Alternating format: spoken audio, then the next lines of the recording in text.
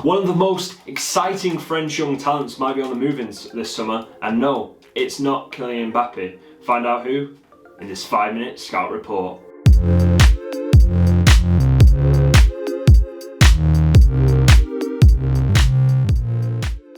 At 18 years old, Camavinga is one of the hottest talents in world football.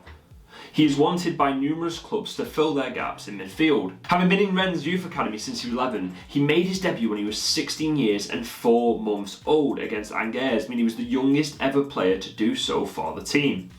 Transfer market value him at £54 million, but this is significantly less than the fees that have been reported of around £80 million for the midfielder. Either way, Rennes will be securing a record fee when they sell him.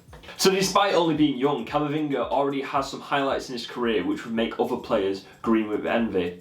He was man of the match against PSG early on in the 2019 season, registering assist in that game and completely dominating the midfield. This performance was commonplace throughout that season and secured Rennes' place in the Champions League. Despite being compared to his compatriot Paul Pogba, Camavinga, I feel, is very similar to Fred of Manchester United in how he's deployed for Rennes. He's either a deep-lying playmaker or a ball progressor in a two-piece midfield, winning the ball back, taking it forward and then distributing it to the more creative players. However, he also has been played in a 3 in midfield next to Jonas Martin and Benjamin Beauregard. So comparisons run deep in football, and obviously some people have said he has the attributes which make him very similar to Frenkie de Jong, as in he can make an impact on both ends of the pitch. He can win the ball back defensively and then recycle it in possession. Like I said, similar to the Fred role at Manchester United. He makes good runs when his team are in possession, either running into space to allow for a pass for his team to relieve pressure,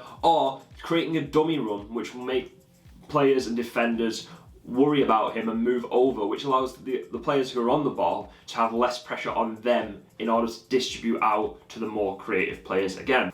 He has fantastic vision, and this allows him to compensate for his slight limited passing range. We have seen those long driving passes that he's made, especially that assist against PSG, which I mentioned earlier, but he does quite like the short passes. The vision allows him to see other midfielders around him and distribute it quickly to them, allowing for quick attacks and for them to move forward outside of pressure. However, it also allows him to see other midfielders who are putting pressure upon him, which allows him to quickly deal with it and then stop him being caught out, because he's very reliable in the fact that he doesn't lose the ball that often. So I've talked the talk about his style of play, but let's see the stats back that up. Obviously, he's played 63 League and Champions League appearances, 70 if you add about cups. So we're going to use that as the measure, because obviously it's only 1.5 seasons. Trying to compare different seasons won't really give a good understanding across the board. And his passing percentage across those 70 games averages at 88.4%, showing how he usually does not give the ball away and therefore is a safe option for his team to distribute passes on and rely on in possession. His defensive work is also really good. He averages 4.2 tackles and interceptions per 90. So on defensively, he puts up the numbers needed to support his team when they're being attacked. He likes cutting out attacks and again recycling it.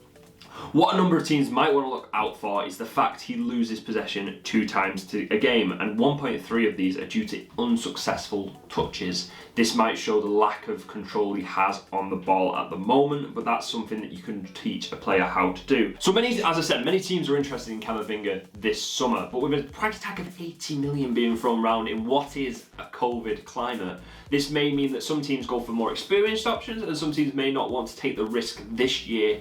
Manchester United have been linked with a move, and where Camavinga would act as an upgrade on Fred. As I said, he keeps possession much better than Brazilian and he is a better passer. They are looking for an all-round defensive midfielder to allow them to free up other midfield slots to be more creative. Many United fans have been talking about how they need a defensive midfielder so they can play with 2-8s. Real Madrid are also interested in the midfielder to replace their ageing core of Luka Modric and Toni Kroos. They would be usually willing to stump up the cash to sign the talent, but financial restrictions due to coronavirus mean that they've been unlikely to buy him this year. I'm going to say I don't believe Camavinga is worth the money, and I don't think that many teams should look to sign him this year. The hype around him seems to be around his young age and when he broke into the first team and those numbers he was putting up, but if you look at the numbers this year, you've seen a slight decline. So at the moment, I don't think that Camavinga should move, but whether he will, he's going to have to wait till the summer window. Maybe Real Madrid will come up with the cash. You never know. Anyway, that has been your 5-minute scout report on Eduardo Camavinga.